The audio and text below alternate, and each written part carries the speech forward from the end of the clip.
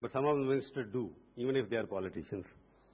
We are waiting for a real politician who is just left behind. He will be joining us in a few minutes. He's stuck in a traffic jam. Let me make it clear in the very beginning. We all hate it, yet we love to talk about it, its flair, and their seamy side. If there is an overwhelming sense of irony in the title of the session, it is not intentional. Title is Politics of Progress. Politics in this part of the world seldom rhymes with progress. Politics here is mostly associated with privilege, paranoia, and pathology. And whenever politics appears along with progress, it is with due apologies to the distinguished panelists on the stage, never about national progress, or about development, or about better India. It is always about the progress of the politician himself or herself. As we all know, there are over 100 crore-patis in this Lok Sabha. All of them have a tag of it being a politician. So everybody asks, how did they become crore-pati? We have no objection to that. But the perception is politicians become richer not through fair means, but through foul means at the cost of development. The public cynicism is born out of the fact that in a democracy like ours, stagnation in growth is attributed to bad politics paid by a dirty and a rich politician. We are so used to the reality of political class that puts self-interest above national interest. The new political mantra in this country, as people perceive, that politicians believe in only me and mine and nobody else. So still in a country like India, despite its aspiration to be on the global high tables, politics can no longer afford to be independent of an agenda for transformation. Of course, we need a new political idiom that stands for decay but renewal. Not for subversion but sustenance. Not for status quo but for change for the better.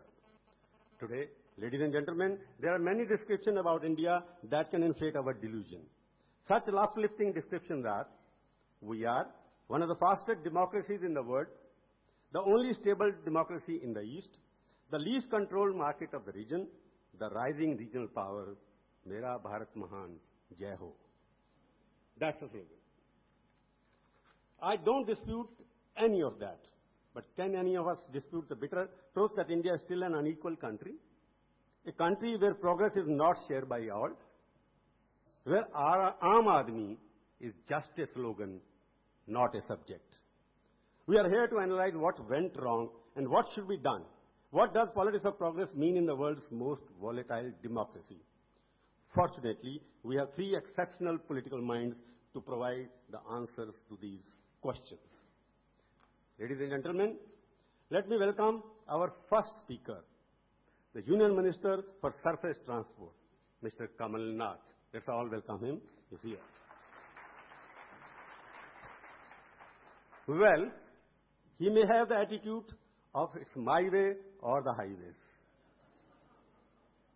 But that has nothing to do with his portfolio, but a lot to do with his faith in his own capability and capacity. Now we'll all know that his faith is shared not only by his Prime Minister, but his political boss too. Kamal, as you know, is an undisputed, charismatic, effective, and colorful performer. I don't mean Davos only, in New Delhi as well. His ministry is a byword for infrastructure, and it stands for movement and smoothness, the two qualities that Kamal possesses in abundance. After all, India has the second largest network of roads, next only to the United States, and Kamal is fond of saying, bigger than China, unquote. They form the nerve system of the country. Literally, Kamal takes us to road to progress. As a minister, he has consistently, if I am permitted to use the parliament parlance, he has consistently excelled in laying papers on the table of the House. Now, all of us expect him to show the same vigor and vitality in laying beautiful and strong roads for the country as to take us higher stage of progress. After all, he likes good things in life. I am told, for the national good life, we need a smooth ride to future as well. Kamal, that's a challenge you have to face now. Don't we expect that kind of thing from you? The original message, I know correctly, if I recollect it correctly, the original message introduced him to his constituency of Chinwada in 1980. ये मेरा तीसरा बेटा है, इसको जरूर जिताना है. He is my third son and he must win. Kamal Nath has been on the fast track of Indian politics since then. We will listen to him, what he has to say about politics that can put his country on the fast track of politics. Our second speaker is Mr. Dayanidhi Maran, young Union Minister for Textile. In politics, Dayanidhi Maran strikes a fine balance between pedigree and professionalism. The pedigree points toward the enduring political dynasty of the South. He is the grandnephew of Mr. M. Karunanidhi, the Chief Minister of Tamil Nadu and the patriarch of Davanian politics, and son of my personal friend, Mr. late Murasali Maran. But he is not the inheritor of the dynasty in the South. He is at best strong, effective spokesperson. The professionalism is there in his style as a cabinet minister. It is a very corporate approach, and you won't find that equality very often in his colleagues in the party, either in Delhi or in Chennai. India first got a taste when he was introduced as a Union Minister for Communication and Information Technology in the first UPA government. In no time, the articulate, no-nonsensical Maran Jr. made a mark as professional and performer. Today, as Textile Minister, his mantra is manufacture in India, market in India, make money also in India. He is all set to revive the $52 million textile industry in India. That should definitely change the texture of textile sector that is not in good health at the moment. More crucially, Maran is vital to maintaining the texture of the coalition politics in Delhi. His party enjoys the veto power. This is the most dangerous K factor in Indian politics. There is a Kashmir and there is Karunanidhi. These are the two K factors which can destabilize the government here.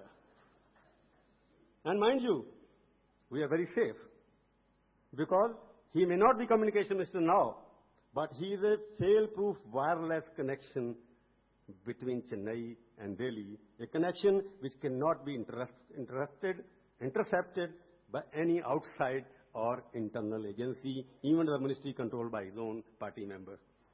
Ladies and gentlemen, he will talk to us about his brand of development politics. And our last speaker, of course, who is yet to join us, is Nitin Gadkari, the new and the youngest president of the BJP. I think when he comes, I will introduce him at that point of time. I now invite Mr. Kamal Nath to make his comments so that we can debate on politics and progress. Mr. Kamal Nath, it's all yours. Welcome, sir.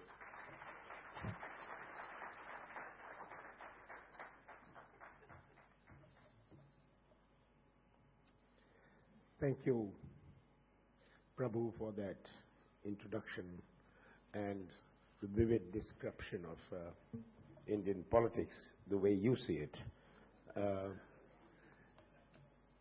The politics of progress, which is the session today in the India Today Conclave.